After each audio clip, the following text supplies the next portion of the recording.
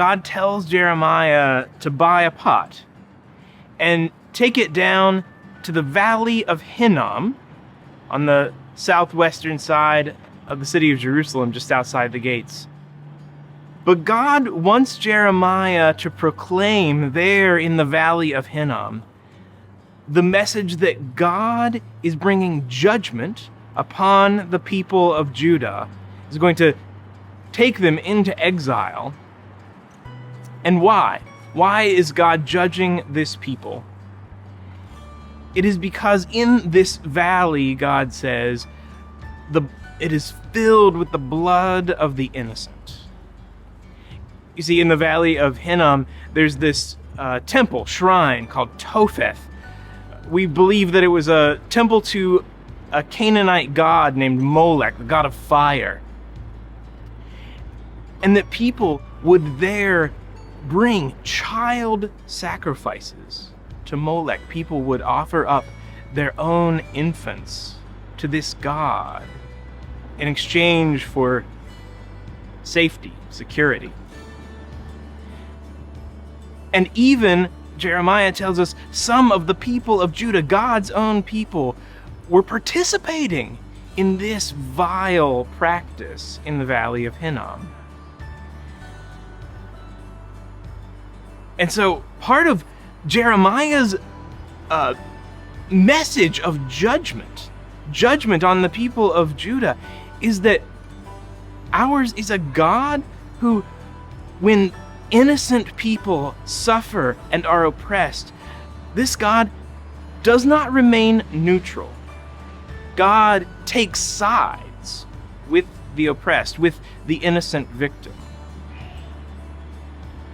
One can't help but think of Tamir Rice, 12 years old, playing in a park when he was shot down by law enforcement officials without remorse or without recompense.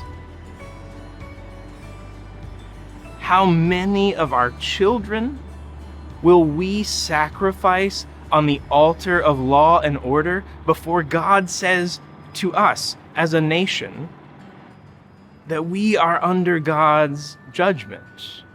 And I think just like the people of Judah participating in these practices in the Valley of Hinnom, of us, the white church in America, that has been not just complacent, not just complicit, but actively constructing and maintaining and legitimizing these systems of white supremacy that cause the suffering and the death of innocents.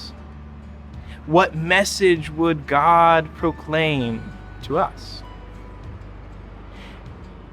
And this is a God who comes to us as a brown-skinned young man, innocent and brutally killed by agents of the state. So this place, the Valley of Hinnom, as you can imagine, becomes a symbol for death and all things cruel and violent. We see it again in the New Testament, but you might not know that it's there because you might not hear the word. Jesus often talks about what we call hell. But hell's not a helpful word. It's something from Norse mythology. We can throw it out.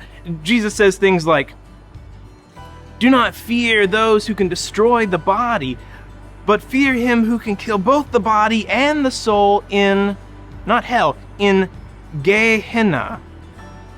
Ge means valley.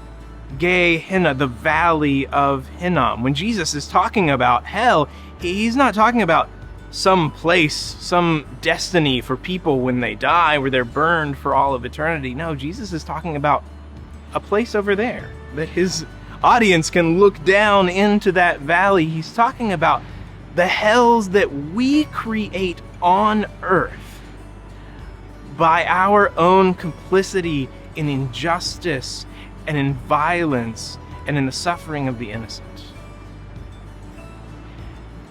And so I think of the psalmist who prays, And when I go up to heaven, God, you are there. Of course, God is there. Where else would God be? But then the psalmist goes on, when I make my bed in Sheol, in Gehenna, in hell, in these terrible places, you're there too, God. That in the hells that we create for others around us, the hells that we create within our own selves, that we find God enters into those places for transformation and change and for healing.